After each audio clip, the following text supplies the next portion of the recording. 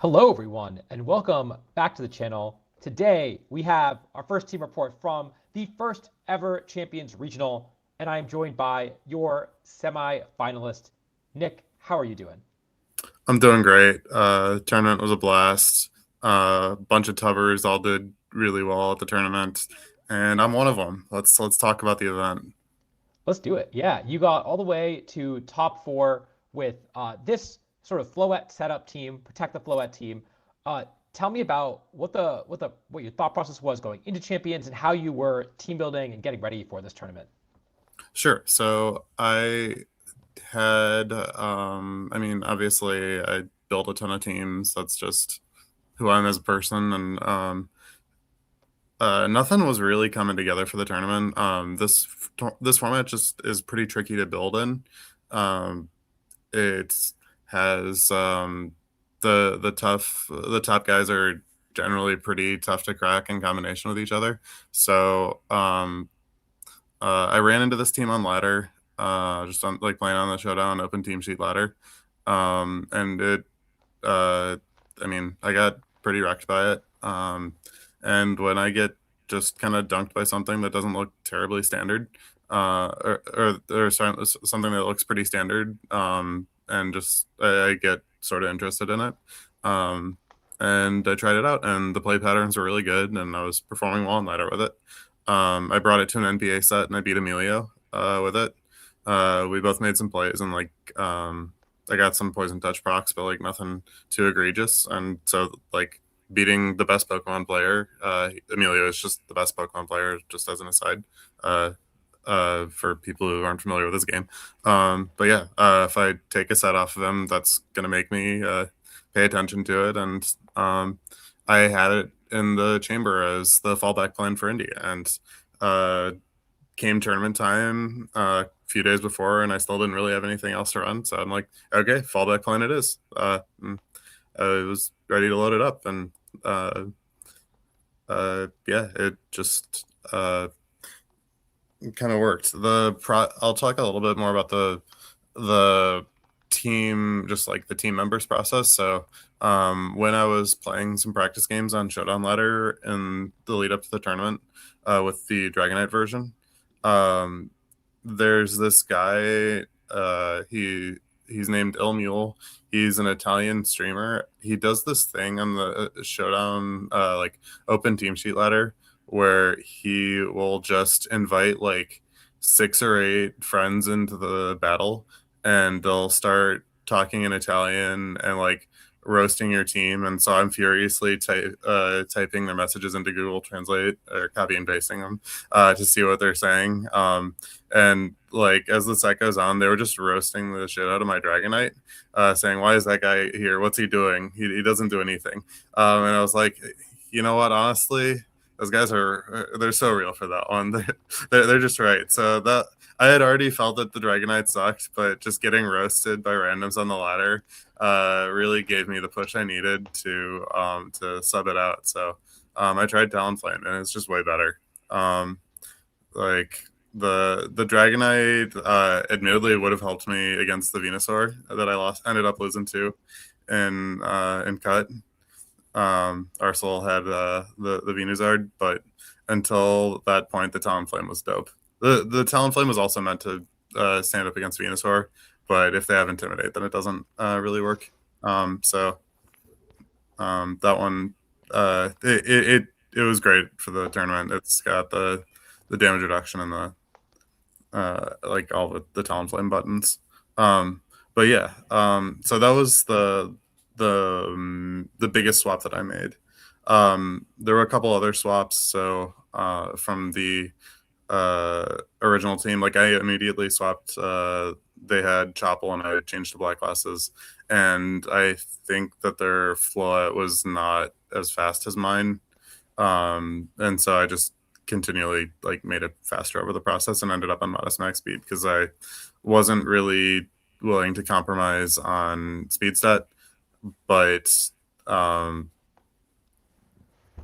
also I didn't go as far as some did. Like I know Andrew Ding was timid Floette for this tournament, running a very similar team. He had a mega arrow over the Talonflame, which I don't agree with, but also would have really helped for the Arsenal matchup. So, um, that one's probably better than Dragonite at least. Okay, with like process of how we got here out of the way, I'll just like start talking about the mons. So, Sneasler, very straightforward. Poison Touch is really good. It can just straight up win you a game with all of the protects and cycling. If you get a Poison Touch proc on an important mon or even a less important mon, it can just really start to take away your opponent's options, and you can sometimes like just really slam the brakes on the game and say, okay, you're bleeding out. Your position doesn't allow you to switch around. You're just gonna keep bleeding out for a couple turns while we like look at each other and wait for your mon to die. And so I did a little bit of that on top 8 against MJ, where I was just like waiting for his Zard to bleed out, and I probably didn't even need to in that board, but that's just a pretty straightforward example of like what you can do. You can just look at them and wait for their mon to drop, and they just kind of have to deal with it because they frequently don't have anything they can do about it. Yeah, Poison Touch rocks. Otherwise, Protect, I think, is really, really important on Sneasler. I know that like coaching is really sick when it's good, but I think that you need to protect your sash and just protect your like existence on the board with your mon, because like your teammates are going to start taking damage one turn faster if you don't have the ability to protect all of your mons. I've been a pretty big proponent in the past of Protect being like pretty overrated and only protect the mons that you think are worth protecting. Like I top 4'd a regional in 2023 in open sheets with 1 protect on the team. That team was fun, but in current format, I don't think you're allowed to drop protects very often. That's just kind of the speed of the format, and it was different when you could Terra to get out of a sticky spot, but we're not allowed to do that now, so you have to protect yourself. Let's see. I guess it makes most sense to talk about Float next. So my stream sets really showed off the Float. I just played hard Float for both of my stream wins. Like Sneasler and Sin Float just came every game, and yeah, it was really it's the centerpiece of the team. The Calm Mind Float war is entirely decided, or almost entirely decided, by how fast the floats are. And I mentioned this on official stream interview, but I'll just reiterate it again. I guess I can go into more detail too here, but it's really not, there's not too much more detail. It's just eventually like there comes a point where both of the floats are boosted enough. You've both been chipped enough. One of the floats is going to kill the other, and that turn is just, if you're faster, you kill them, and if they're faster, they kill you, and then they have a boosted float and you don't, and you lose. And there's not that much you can do about it. So I didn't want to compromise on the speed set. It also had the effect of letting me use Float as the Charizard matchup, which you're probably not supposed to be able to do a lot of the time, at least with a modest Float. Almost all the Charizards were modest though. So like I did against MJ in top 8, you can just get the first Calm Mind up and then start cycling, and you just really like, if you're faster than the Charizard, it's the same thing as the Floats. You just get the initiative.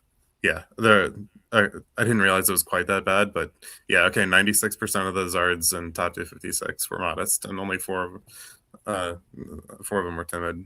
That's some quick math right there. But yeah, modest max Float was just an absurdly good meta call for this tournament. Zero regrets about that choice. The bulk, I gave Adi a couple of calcs. Generally, a mon like that's shaped like Float, you're gonna want to have more HP investment than defense, but because you're recycling so much HP with Draining Kiss, you just want the defensive stats scale harder. So the HP is only really there to ensure that you can get the initial setup, which still matters. Like the HP scales really hard with its huge split F stat, but there's a point after you've gotten your boosts where the defense just outscales really hard. Honestly, my split might not have been like it might have been too conservative, and uh, I wouldn't be surprised if the peak for this format has the optimal flow at being like max speed, max defense, with a couple of points in special attack. Like that wouldn't surprise me that much. Um, but that's I've said to people that I didn't really want to change anything about the team, but moving forward, that's a thing you could do. You could also go timid flow out if you want to. Like I said, Ender Ding went timid flow out, and you do just kind of win the mirror um, if you drop that. It does cost you some other matchups. I think the modest power boost is really important, because it also like amplifies your healing if you're not quite killing things. You just heal for 10% more. So modest is also a bulk boost, but outspeeding something and um, either getting the calm mind up before the timid zard heat waves you, or outspeeding something and taking one fewer hit is also a bulk boost. So uh, like I mean, the premise for the calm mind flowout is that it's going to win the end game as long as it doesn't ever die. So yeah, the deciding which of timid or modest is correct is like a very real choice, and I think the timid guy tends to beat the modest guy. So if Float was just really over Calm Mind Float in particular really overperformed at Indianapolis, and moving forward, it's just so powerful. Like I think that Calm Mind Float is just one of the creativity killers in the format. It's if you try to build something fun, or if you're just like building your own team and not worrying about what the meta around you is, which I definitely do sometimes. You just end up realizing that your team gets trashed either by Calm Mind Float plus like support if it's too slow, or Scarf Basket Legion if it hasn't. It's just like those are the two threats that are easiest to forget about in the team builder, and you like paid it some lip service, but you just kind of get rolled by it. Scarf Basque did fall off at Indy. It was not performing very well, but in the process, people forgot their Calm Mind Flowout matchups, and so that's why Calm Mind Flowout overperformed. Yeah, you can scroll down and look at it. Like Scarf Basque has been a format mainstay, but it did not perform. It only had 2 in cut, and they both immediately lost in cut. So it's, it's still really powerful on paper, but it's yeah, it just didn't perform at the tournament, and I don't think that's a one-off. Yeah. But that's a later issue. Anyways, the I'll talk about Gambit next. He's no, Gambit's last actually. I'll talk about Ensign next. He's Float's bestie. Float's other bestie, Sinistra, is like frequently there. I think you need that guy if you don't have Draining Kiss, but if you do have Draining Kiss, you can get by without it.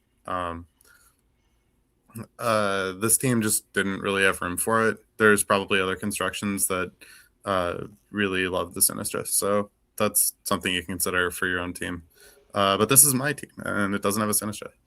Or it's my team, or the guy ripped it from on ladder. It's I made it my own. It's your team now. Yeah. So yeah, the Ensign, it's a cat. Throat Chop is way better than Darkest Lariat. Darkest Lariat hits 5 base power harder, but Throat Chop steals a turn. And if you're the faster Incineroar, and stealing a turn is so much more important than it steals a turn predictably. Well, Darkest Lariat, even if you know all of your damage calcs by heart and can see the opponent's stats, it's gonna steal a turn. Like the maximum is half the time in the perfect scenario where it's set up for, just because of how damage rolls work.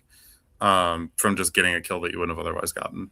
So it's just really niche for Darkest Lariat to come up, and Throat Chop is way more predictable, and where you can just make sure the Incineroar is going to be on the board. The opposing Incineroar is going to be on the board when you're doing that. When you chop it, if you know you're faster. There's some other interactions like Sylveon, Gardevoir, etc., but my Incin isn't fast enough to really capitalize on those. So it's mostly just about the Incin mirror. I think that one is very, very impactful though. Like in top 16, for example, Nathaniel Sittler had Taunt Incineroar instead of Throat Chop, and he went for the Taunt in my Incin, and I called him on that by switching to Sneasler. So, like, denying the parting shot is just really good for, like, Flow Up Mirror is one example, and there's just countless others. It just, I mean, it secures your boost on the Flow Up, which by itself is just huge. The defensive EVs, yeah, Adi's got it on screen there. You live a close combat from Adamant Sneasler, and you don't get two-shot by Garchomp ground move. No, that was the Float. No, I don't remember. I didn't give you a Garchomp for instance in calculus. It's, but yeah, I mean, yeah, just the Sneasler close combat one is really good. I guess I didn't do my Adamant Sneasler speed. I'll do that later. Yeah, the Incin and the speed is just speed creep. Like it hits 84 stat, which means you outspeed Timid Zard if you talent for it, which is potentially cool. It might actually be a little bit of a liability, I guess, if you want a parting shot after in Dylan, but Incin's very rarely doing terribly important things in Dylan, so yeah. That one was just speed creeping other Incineroars, and it happened to hit an important Talon number, but the Talon numbers for Incin are fake. Palafin. So I get a lot of questions from people about what the Palafin is up to. It is the team's second mega, is how I've come to understand it. It gets to it has two things that it does. The first one, very straightforward. Jet Punch is dope. Jet Punch is just awesome. You've got the huge attack stat that you're fully invested in, and Jet Punch just kind of rocks people's worlds. Haven't hit on it much, but the team just has a ton of priority moves from like Jet Punch and Sucker Punch and Dual Wing Beat. And the original version had E-Speed, the talent is Wing Beat, but like you're just trying to in a lot of scenarios, you're just trying to piece together damage to add up to 100 on all of your opponent's mons. And you have a Float. Like either have protect the Float or all of the chip damage that you can add up to like solve a position. And Palafin plays really nicely with that, just with the +0 Jet Punches in a lot of spots. The other thing that Palafin does that is less immediately apparent is that it is a defensive win con. You can just make Palafin into a tower with bulk up and leftovers. And there's a lot of like, here, just pull up the Cut Explorer and look at the top mons. Like there's just a lot of physical attackers that oh, it doesn't show up here on the screen share, but it doesn't for you. So yeah, there's just a bunch of physical attackers like Sneasler, Garchomp, Gambit, stuff like that. Mega Steelix, perhaps. Mons where if you get a bulk up boost and have leftovers and ticking, you're just impossible to remove.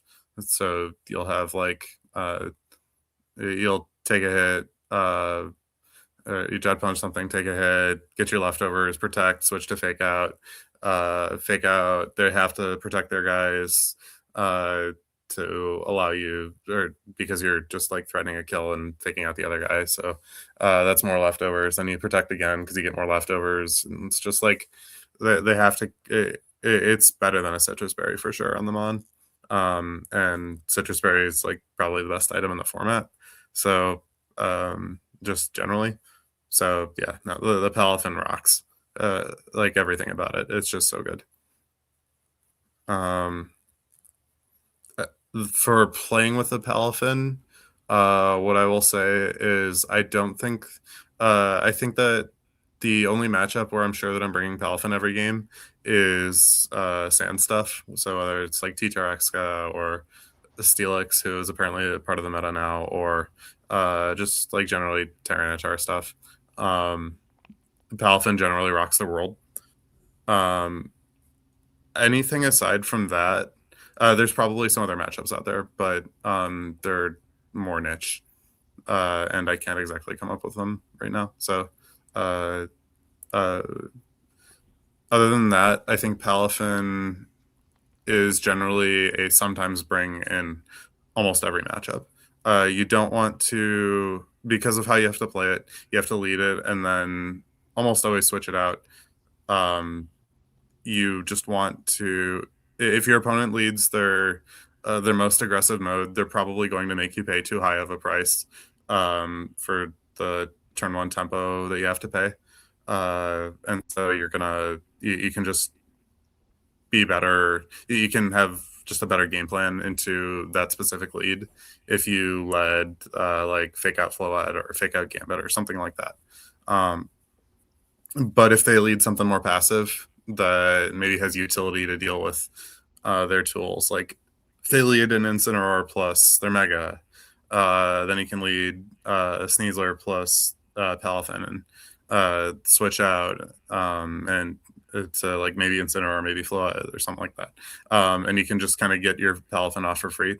And if you get to do that, then it's like big danger for your opponent because you basically just have a second Mega at that point. And you didn't have to pay a high price for it. So, yeah, it's you just want to mix that up and try to catch the opponent playing too far in one direction or the other. It's not game losing if you do, but it just puts you on the back foot if you either have taken too much damage or if you just aren't benefiting from having the Palafin on the team enough. So yeah, I think you bring it like between 30% and 70% of the time, which comes down to in practice either one game or two games out of a best of three, but very rarely 3 games. The Talonflame, I'll talk about him. So we've got a couple of damage calcs to talk about. The dunking on a Venusaur, very important. This was the rest of the Mons get kind of run over by a Venusaur that hits their sleep powders, and we saw that play out against Arcel on stream. It is a weakness for the team for sure. And like Mega Floette in particular just is going to struggle against that because I mean, yeah, this is protect the Floette. Any solution to that problem is going to be pretty ad hoc unless you include a Charizard on your team, and I decided to not do that.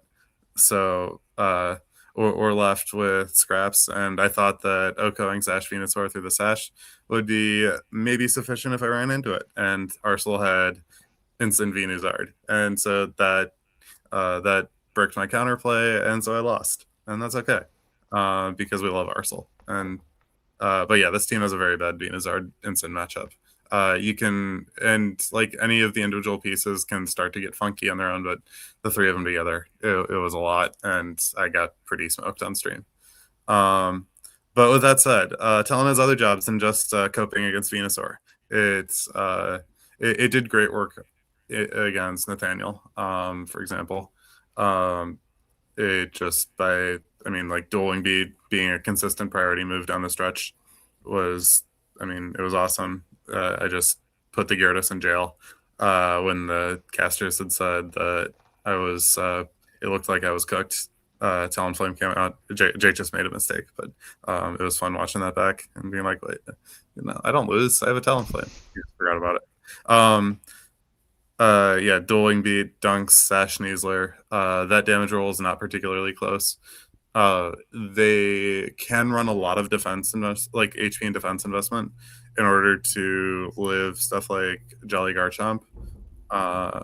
Or I think even Adamant. No, they can live Adamant, Garchomp, Tantrum if they run like close to max, and they kind of don't even care about doing that. It's just chill for them to do that because they Unburden is a stupid ability that needs to be nerfed.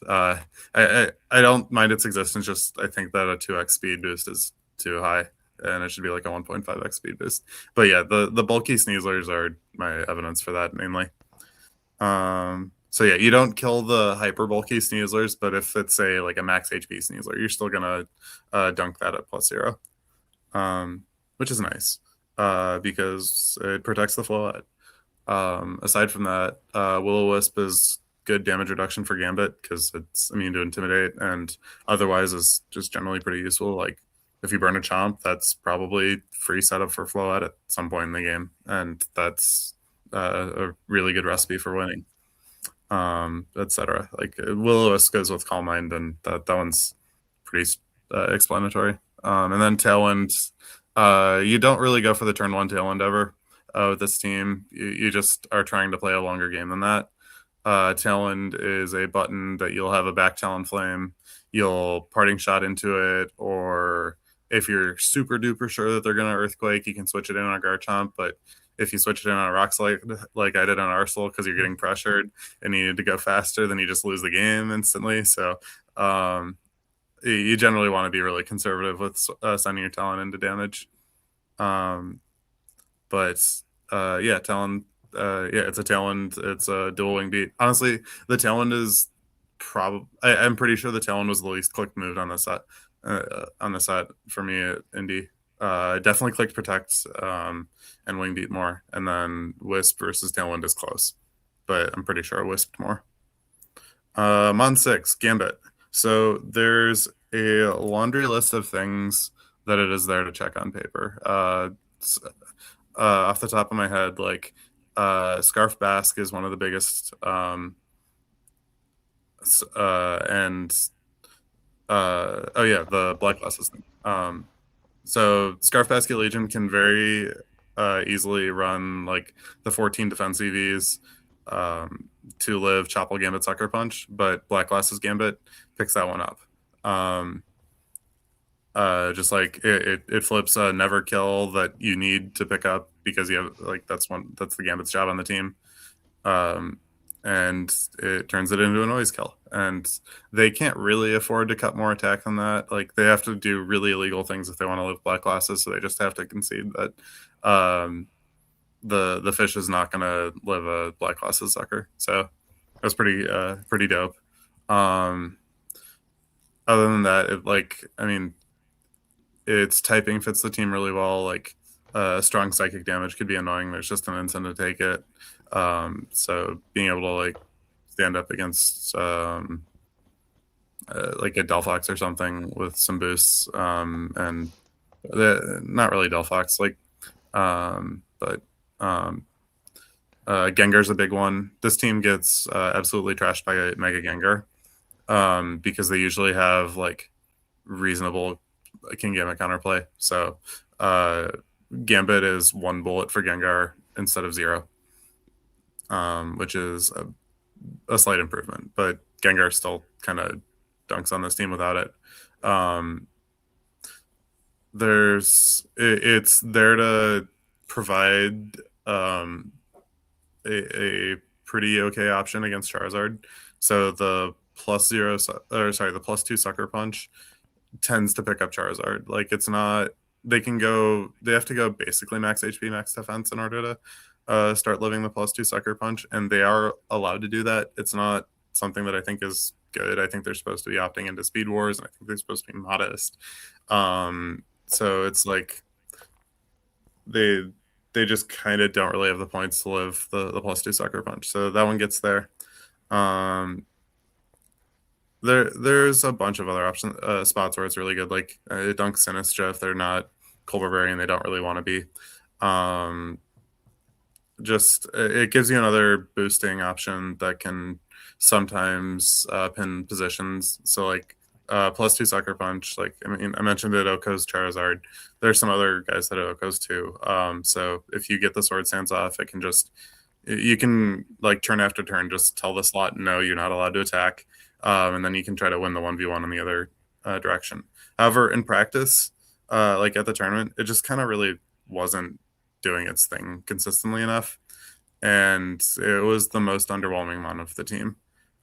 It's patching a lot of matchups, but in a way that the team, I guess it might have just been my pairing luck, but I didn't really need it. And if it had been another Mon, perhaps something better into Sun, maybe I would have done better. But I don't think the team is allowed to cut it because it just is fundamentally like important for a lot of the team's matchup spread. So, yeah, I don't really think you're allowed to cut it, but it was mid as high as hell for me at the tournament.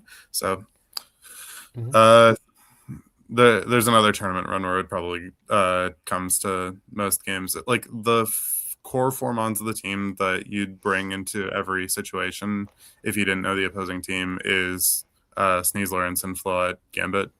So I think uh, I think it just had a bad tournament for it.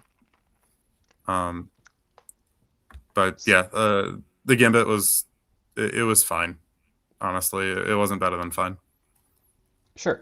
I mean, like you said, Scarf Basque was the boogeyman of the format for most of the start of the format, and you do need a way to answer that in the end game when, if they otherwise they trade one for one, and then they gambit they excuse me, they Basque Yeah, Legion through your just Floette. if they have less respect, then oops, Flood dies. So Yeah. that is what it's there for, and it works. But Scarf Basque is almost certainly going to fall off because it.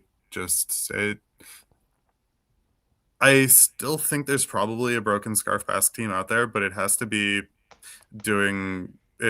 built really, really precisely to engineer situations where Scarf Basque is going to always win. Um, Mm-hmm. like I don't know which of these teams did it. They all did pretty well, but the non Scarf Basket Legion did a lot better. And Turbo Float is really solid into the non Scarf Basket Legion. Sash, for example, uh, it had a better top finish. It had as many top 16s despite like half as many appearances in top 256, just because the tournament overall had a lot more Scarf Basque. Yeah. Sorry, it had about as many in 256, but yeah, and I'm then just trying to figure out what was Alex even on. I don't even remember. Is he Citrus? he was Astro. He was Citrus. He Yeah. was Citrus. Okay, yeah. Yeah. So I Yeah. mean, Last Respect is a broken button. You can run a bunch of different options on it. Scarf is probably not the good one, but it is inherently very spooky. So I'm not trying to hate on it too much, but Mm-hmm. there's a world where the meta heads in a direction where the Gambit is supposed to get cut for something that patches the other matchups better. I don't think it's a Garchomp. Garchomp does some of the same things while flopping against Scarf Basque exactly. But it's something to explore if you really want to improve the team. And I guess the Talonflame isn't married. The team isn't married to Talonflame. Personally, I would never cut it. I think it was dope. It was so good. But Andrew Ding also used a version of this team with Mega Aerodactyl. So that one, you top 32'd. Yeah. Yeah. Um, and so like that's another route that you could take. We've got a lot of the same natures. I mentioned him as well earlier. He had the timid Floette. Um, so he probably would have been favored in the mirror, but I have Jelly Sneasler, which is really good in the mirror. Uh, so I can go into the Jolly versus Adamant Sneasler a bit. Basically, just imagine you and your opponent lead the the Sneasler and the Float into each other, you're adamant and I'm jolly. So if I fake out your Sneasler and you like go for a fake out into my Float, then you lose your focus sash and I don't. So I get an extra hit on my Sneasler, and so I'm going to progress faster. The main thing that they get back is they get the Dire Claw. It deals. It's a 37.5 roll to kill Float, which is cool. But it's still not that consistent because it can get intimidated, and um, that's fine. So like fake out, calm mind, breaking their sash. That one's a little bit good for the jolly player. The one that is really punishing is fake out their Sneasler and Dazzling Gleam, because you put their Sneasler into Dire Claw range from your Sneasler, and then you can catch up on calm minds before it's too late, and their Sneasler is just kind of in jail. Um, so like getting faked out on your Sneasler is really bad. So you might want to protect, or you might want to switch out. If I the Jolly Sneasler, the Chad Jolly Sneasler player, and you the Chud Adamant Sneasler player, if I fake out your Float instead, and you like try to preserve your Sneasler sash by switching or protecting, I got a free Calm Mind, and that's like really game losing. So, like the Adamant has some pretty dope damage rolls. I don't think you're. I think that the open nature change really, really heavily incentivizes Jolly Sneasler. Like, um, I, to the point where the casters picked up on it. We've got pretty good casters. I don't want to sound like I'm throwing shade at them, but the casters, I think it was Jake and Necra, really like they just pointed out how big of an impact my Jolly Sneasler was against the Adamant Sneasler's Sneasler in the set against Nathaniel. Like I was just able to Dire Claw his Sneasler when it was low instead of going for a fake out kill, and he switched it to Float, and that was like kind of game 3. It was just he took an extra Dire Claw. I I This really guy did not was sick. notice when I was, looking at the stats here, top 56. Most of them were adamant, but the highest placing adamant, there were a few in top 16. You look at Jolly, and all of a sudden, second place, top 4, top 8, top 8, right? Like it really did have a significantly better performance despite being a minority of the Sneaslers. Yeah. And I heard a take that uh, the one of the biggest things that um, the Open Natures does is it gives the top players uh, an extra tool to leverage over like it just widens the gap between good and elite players. And I really felt that as someone who considers myself an elite player and like was doing the tricks that I don't think anyone's going to fight me on that. Yeah. Yes. You if you have the open natures is probably too much information. I get why they did it, because you can. There's some stuff where you can just change uh, your mons in game, like in the battle screen, in Pokemon Champions. Like we do probably need to have this the open natures to prevent shenanigans, but um, yeah, it's something that if you want to get good at the game, figure out your game plans into specific mons based on their natures. Like I came into the tournament thinking that okay, if they're a Jolly Sneasler, I'm gonna live the close combat with my Ensign. I have the speed tie unlock, and like I'm gonna live the Dire Claw with my Float. I think that one actually might be a roll anyways. But and if they're Adamant Sneasler, I've got my Talonflame faster than it, who kills it. The Talonflame also kills it if they're Jolly. But and like yeah, the Sneasler speed tie and or I have the faster Sneasler. That was really core for how I just had my game plans specifically for that guy, but more generally had some other game plans figured out based on mons. Like the Zard nature was another really big one for my flow out speed stat. So um, Well, on that note, talk me Yeah. through the game plans that you had, and what were your game plans into some of the more common matchups you expected to face. Sure. So, yeah, the float. I just assumed I was going to be faster, or for yeah, opposing like float slop. I assumed that my float was going to be faster, and that was going to be um, really vital. And it was like I won a ton of float mirrors because I had the faster float. It's just kind of how that one works. Um, the let's see, I guess we can just go by megas. Charizard.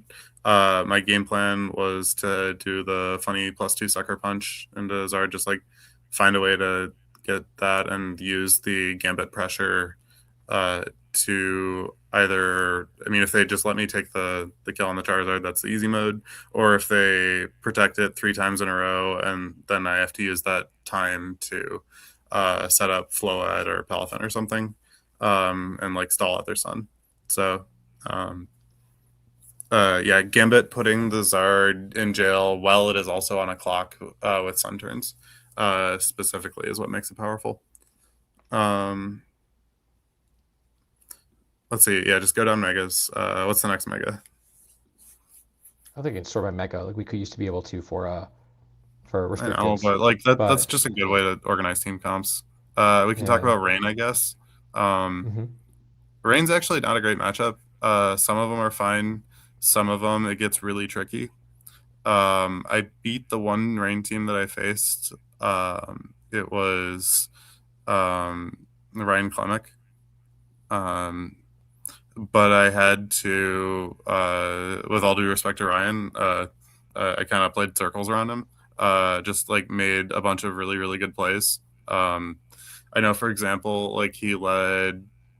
I want to say it was Sneasler Arch, or got into Sneasler Arch early, and so I set up a Swords Dance, like an early fake out Swords Dance, and then protected the Gambit, switched to Ensign against the Sneasel Arch board, and then switched to Flow out on the Aura Sphere, close combat, like double up 2 turns in a row, and got a parting shot into Arch. And like I had to do all of that to make a safe environment to get the first Calm Mind.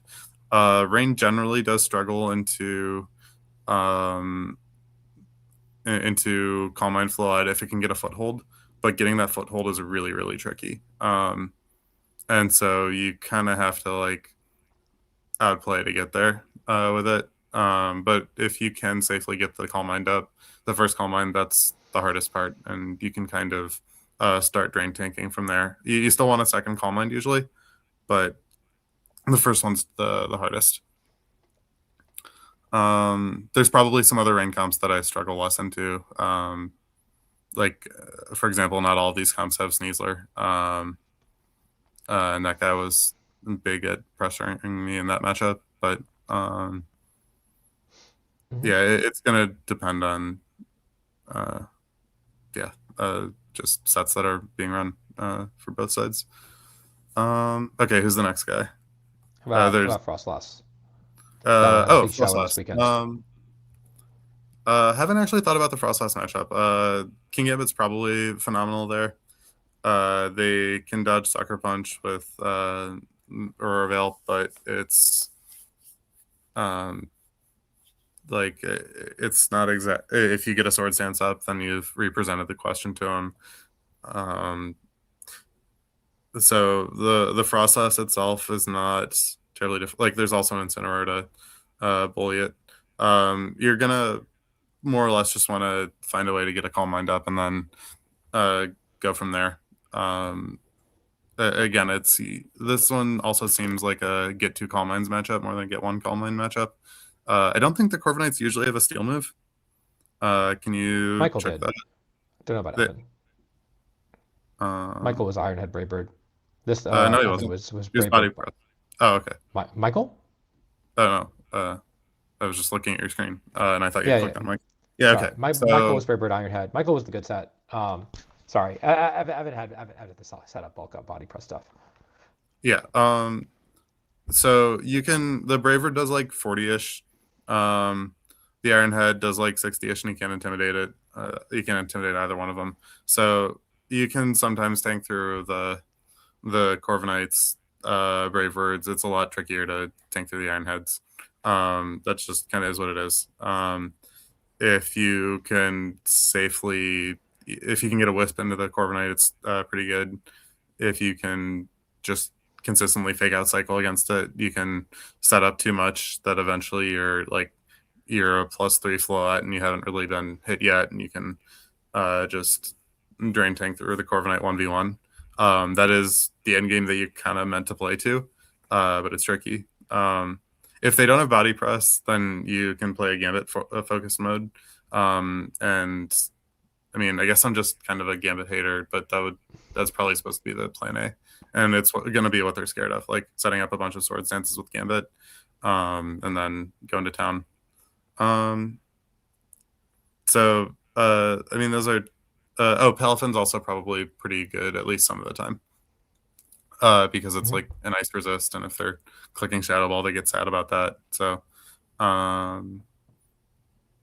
Sure. I don't think it's a drop float matchup. It might be a drop Sneasler matchup. There's a bunch of different ways you can play with it, or like play with your tools in that type of matchup.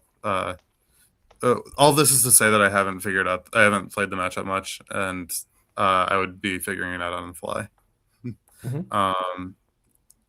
Any other matchups to go over? I got a couple more. Gengar, obviously, you said you had a pretty bad matchup into it, but talk to me about what you would do there, and then maybe what changes you would make to help fix that matchup.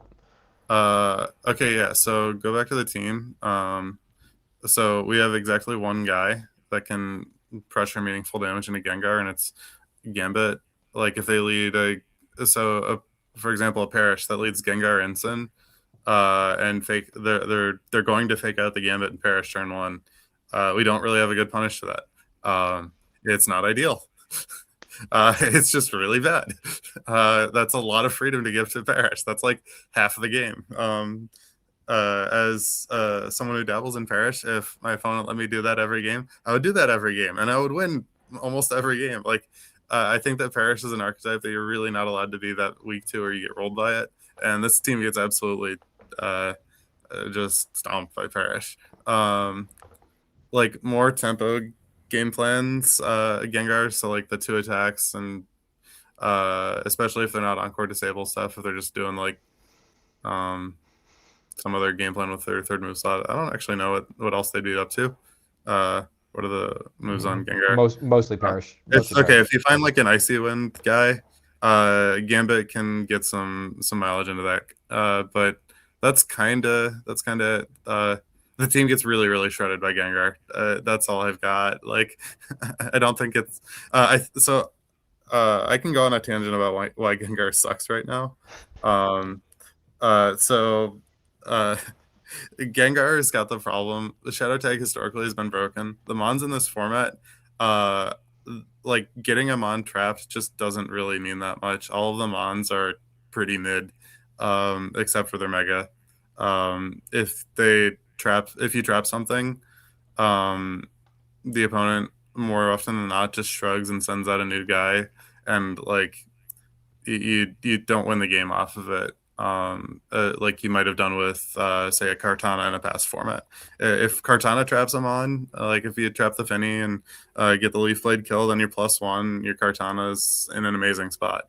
Now you just you don't really have anyone in the format that can do that. I know Adi's got his bird, but he's struggling. And that still might be the way to go. He's a Quackle fan. I did build it. It didn't work. It wasn't good. Very sad. The other reason, I mean, the fundamental problem with Gengar is just that it doesn't have good matchups into Metamons. Like, it beats up Sneasler. It beats Whimsicott, but Whimsicott's always supporting something.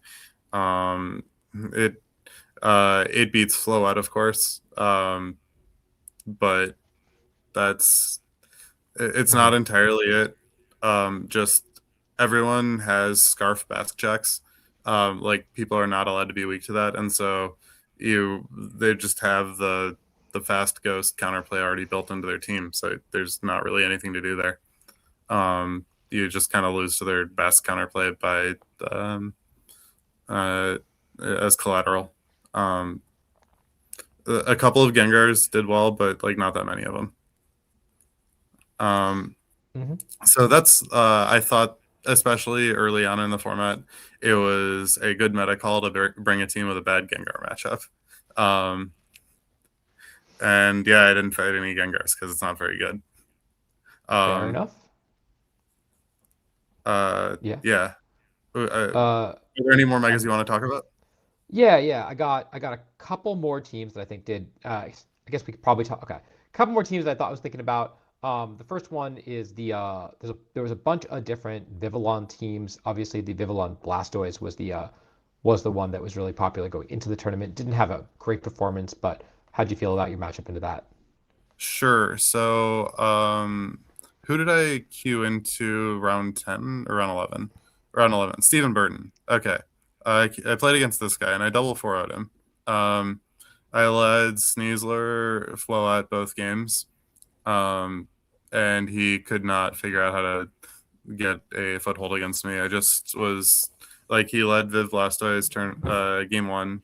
I went for fake out into the Viv and, um, what's it Dazzling Gleam, and he switched to Farigiraf, and he just kind of, I think he went for a weak water spout, expecting me to Calm Mind, and it just was not, like his giraffe took 40 and so I close combat gleamed again, and he just like was out of damage.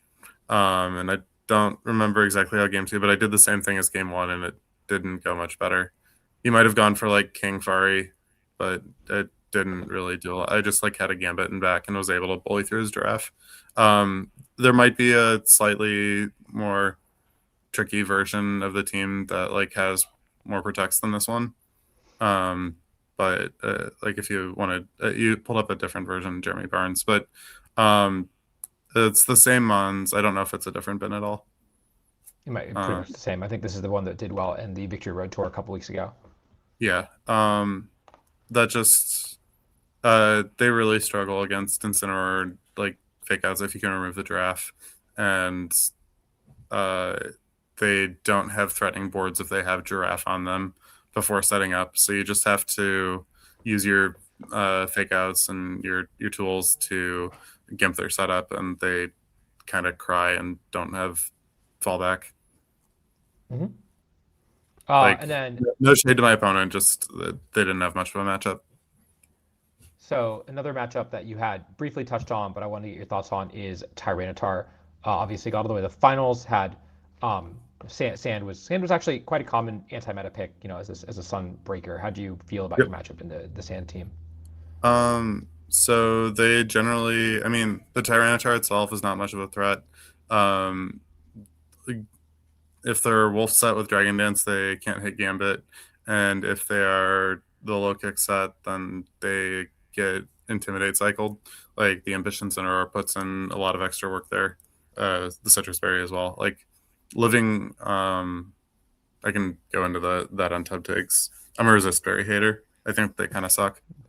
All And right, so let's save that for top takes. yeah, but yeah, the Tyranitar itself kind of just loses eventually to Float. They always have a Steel type, whether it's an Excadrill or a Steelix or a Corviknight,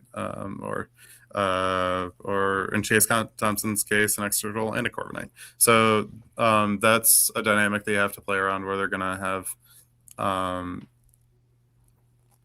just like a way to hit the Float. But I would still try to just against sand in general, until given a really good reason not to. I would definitely bring the Palafin, and try to play a protect the float game and bring the Palafin back in big form when there was a problem that it had to solve.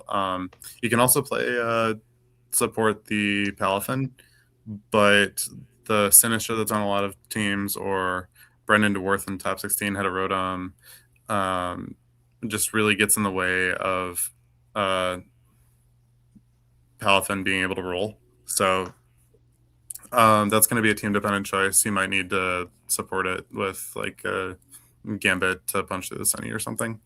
Um, still pretty. I think it should be pretty good for us though. Either you can set up a tower with either Palafin or Float, and adequately protected, it should probably get there. For sure. And then the last Pokemon that I want to talk about that had, I think, a little bit of a breakout performance was Scovillain. We saw not only Billy get top 8 with it on a rain version, but then we also had a really cool team from Pokeaim, which has a Scovillain Aerodactyl team.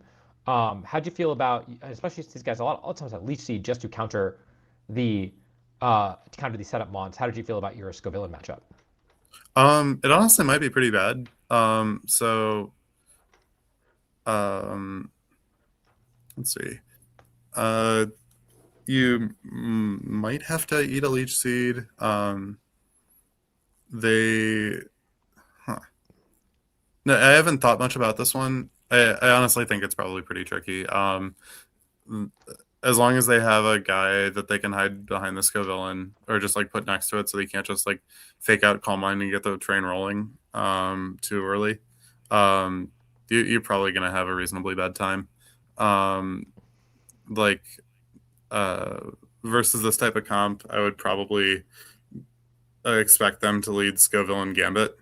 Um, so I would probably lead Incineroar, Floette, and try to get Fake Out Gleam into the Gambit and then pick it up with 2 Gleams. That's probably my plan A. They're going to get a Leech Seed and start to run down the Floette, but if I get that off, they don't really have a good switch in for Gleam. This actually removing the Scovillain is going to turn into a problem with this game plan, though. So it's gonna be a game of Pokemon for sure. Like, you probably need the Talonflame to have something that can consistently punch through the Scovillain. The Sneasler can get one good hit into the Scovy, but it's going to be burned afterwards. So then it's just going to turn into a Poison Touch Dire Claw bot, which has use, but it's not exactly adequate. The Joey's team is a Scarf Bask team. I actually think this is a good execution of Scarf Bask because it can pretty consistently like burn stuff and then like burn gambits and then just go in with Scarf Bask eventually. But yeah, honestly, this is probably pretty tricky. I yeah, I yeah, if I was playing it against it, I would have more time to figure it out over the course of the set, but I would probably lose to that, especially if it's a great pilot like Joey clicking the buttons. Yeah. And luckily for you, at the end of the tournament, you were the 16th seed overall after Swiss, where we had 3 X2s miscut. Sadly, Pokeaim was one of them. I think he was 17th. He was He bubbled 18th. it. I He's would 18th. have dodged Joey. I would have played against Stephen Brown if there was any justice in the world, and I gave it a glance. I think my matchup into him is pretty good, but um, he should have gotten a shot in top cut. Like, what are we doing here? Yeah, Um, yeah. yeah. No, that's a team that looks really similar to MJ's. It I think it is just the Hmm. same 6 Pokemon, different sets, but I think I kind of roll over it in a similar manner to the MJ matchup. So I mean, yeah, he's modest Zard. He does have Hyper Beam on Sylveon, which is actually um like very tricky to navigate because it does a lot to flow at. And you can't just like disrespect the Sylveon's entire existence like I did in the set against MJ. So that one does make it trickier. You have to just like position a Sneasler to get a Dire Claw into it. But I think I probably would have been able to navigate it. But I mean, Steven would have been able to make it a game. Of course, nothing is guaranteed, and I don't want to sound disrespectful. I think I would have been favored as well. Yeah. Um, I mean, looking at your matchup against Atrix, that it did seem like you were probably pretty favored there. yeah. Um, Um, yeah. so with that, let's talk about your tournament run. Of course, we also are going to have you on Tub Take to talk a lot more about your tournament experience. But did you have a highlight match that you wanted to talk about in your run? I touched on the rain matchup, which was the most uphill I felt at any point. Um, let's see. I'm pulling my pairings Oh, up, or you can do yeah, that I didn't too. realize my screen Um, stopped sharing. There you go. yeah. So, I'm trying to not talk about everybody that I played against, um, as some people. Uh, uh, Well, so I guess no. we did mention you thought you had a pretty good matchup at Atrix. Of course, see you see the L in round 10. You want to tell everyone what happened there? Oh yeah. So I was a stupid idiot. I wrote down Poison Touch on my team sheet and submitted Poison Touch as I meant to, but my Sneeze Learning game was Unburden. And that is a very big no-no. You're not allowed to mess up the ability or like have a different ability from what you wrote on your team sheet, especially with an ability like Unburden that doesn't announce itself when it procs. Um, I will say that I never benefited from Unburden. And if I had benefited from Unburden, I would have noticed, and my opponent would have noticed, and my opponent would have called a judge. I also would have called a judge because I wouldn't want to have gone on without noticing this. But yeah, like both of us would have called a judge if either of us had noticed it. Um, and so I was for the first 9 rounds of the tournament, I was 8-1 without ever hitting any poison touch procs. So it did objectively nerf the team. The team was really dope for the event. Um, but also I was a stupid idiot, and so I took a match loss for having the wrong ability. Um, uh, uh, Double check your team sheets, kids, and probably have a friend check it for you too. Um, that's my takeaway from that one. I am now 3 for 3 in the past year, top cutting events after I team sheet error, which makes me sound like a cheater. I'm not cheating intentionally. I am just consistently a dumbass when submitting my team sheets. Um, that's like I'm not proud of it, but yeah, it is what it is. Um, hmm yeah, and almost nearly taking the L because of a match loss, and then bubbling out of top cut would be really sad, having gone essentially X1 and games I got to play. Uh, yeah, so, but yeah, so if you don't have a match in mind, I would love to hear about your match against Lorsi because Lorsi had a crazy schedule. I had a tweet about it that did yeah. numbers, Yeah, and no, Lorsi's schedule was absurd. he had a team that we did not get to talk about, which is the Delphox team, that Sejin had piloted. I think it's just a variant of. This one's a little different, but No, it's Sagen was triple redirection and this was single redirection. I saw Brendan had the Sejin's team, but yeah, this was Yeah. Delphox stuff. How did your matchup against Lorsi go? The win one. My matchup was really good. So he's also playing Calm Mind Float stuff. I've mentioned that the Calm Mind Float war is won by whoever has the faster float.